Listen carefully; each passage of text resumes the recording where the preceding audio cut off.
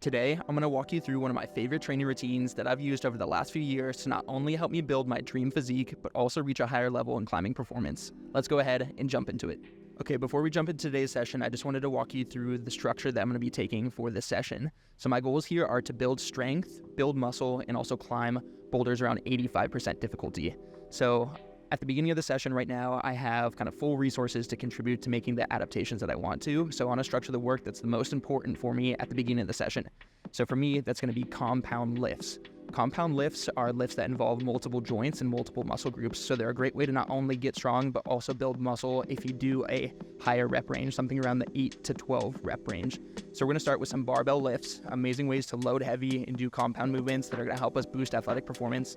And then from there, we're going to jump into a little bit of hypertrophy work, working with the cables and dumbbells to get a little bit more of a pump. And then after that, we'll go ahead and jump on the wall and do the rest of our session. So I'm kind of structuring this like strength, hypertrophy, and then performance. So let's go ahead and jump into the session today. Okay, the first movement that I'm prioritizing today is going to be an RDL. So for this, I'm not going to do a general warm-up. I'm going to do a specific warm-up. I'm going to move through this range of motion that I'll be doing for this RDL with a lighter weight, higher reps, and then I'll start to progress the load and reduce the reps.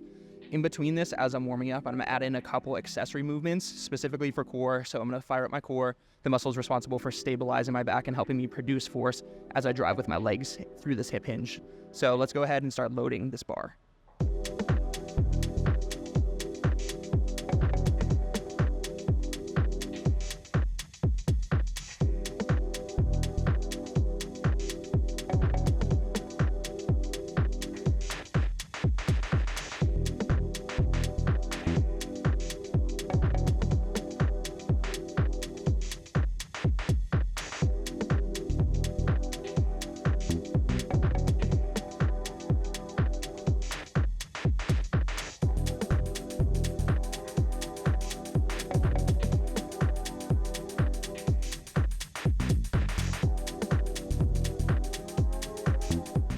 Okay, we just finished building up to our first working set of the day. Today we're gonna have 3 working sets.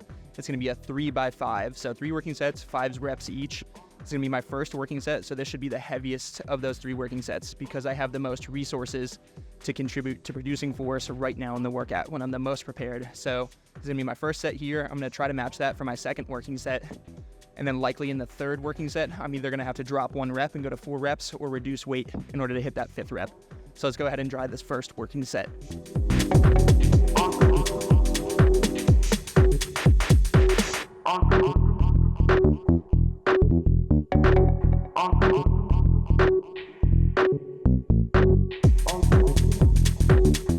Okay, while we're here, let's go ahead and talk about form real quick for this lift. The main goal for form is to create a really stable position to allow you to produce force. Because the more stability we have, the more ability we have to produce force. So I'm thinking about creating a really stable base by 1, grounding my feet. So this is pressing your toes through the ground to create a really stable arch in your foot. That's gonna help you bear the load as you press through the floor and drive this weight up. Next up is externally rotating at my hip here. So this is gonna allow me to get a little bit more engagement out of my glutes and hamstrings, especially as I'm moving up through this hinge position. The last thing that I'm doing here is keeping a really stable upper back. So this basically looks like, if we think about the job of the lat, is to bring our arm down and back behind us. That's that stiffness. I'm basically trying to pull the bar into me through this lift to create stability in my upper back. It's not just pushing the shoulders down here. It's actually thinking about pulling the bar back into you to create that stability in your upper back. Once we have stability in our feet, in our hips, and then in our upper back, the last thing to think about is our core. So for this one, for bracing, we want to think about breathing into the space and then contracting around that space. So if we think about standing on a soda can, if the soda can is full, it will hold our weight, and if it's empty, it won't hold our weight, and that's due to internal pressure. So same thing we're trying to do here with our core to create stability is create internal pressure first. So breathe into your core muscles and then contract around them. And then once we have stability there, we have it through our feet and through our hips and our upper back, we should be in a really great stable position to drive our feet through the floor and pull this weight off the ground. So let's go ahead and jump into our second working set here.